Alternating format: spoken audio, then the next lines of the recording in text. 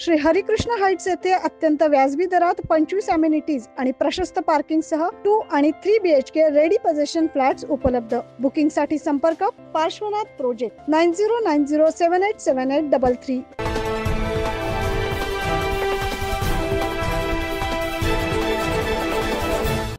महाराष्ट्र शासनाने प्रतिबंधित केलेली तब्बल 1,39,000 रुपये किमतीची सुगंधित तंबाखू विक्रीसाठी नाशिकमधील मदिना चौकातील मातृछाया अपार्टमेंट येथे येणार असल्याची गोपनीय माहिती पोलीस हवालदार वाल्मिक चव्हाण यांना रविवारी मिळाली होती।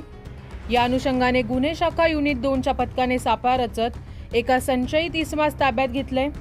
मोहम्मद खान असे ताब्यात घेतलेल्या इसमाचे नाव आहे। पोलिसांनी त्याची कसून चौकशी केली असता त्याच्याकडून पान मसाला, सुगंधित तंबाखू असा एकूण 1,39,000 रुपये किमतीचा मुद्देमाल हस्तगत केलाय। त्याच्यावर मुंबई नाका पोलीस ठाण्यात गुन्हा दाखल करण्यात आलाय। सदरची कारवाई वरिष्ठ पोलीस निरीक्षक विद्यासागर श्रीमनवार यांच्या मार्गदर्शनाखाली गुन्हे शाखा युनिट 2चे पोलीस उपनिरीक्षक अजय पगारे, सहाय्यक पोलीस उपनिरीक्षक राजेंद्र घुमरे यांच्या पथकाने केली आहे। 9 न्यूज महाराष्ट्र ब्युरो, नाशिक।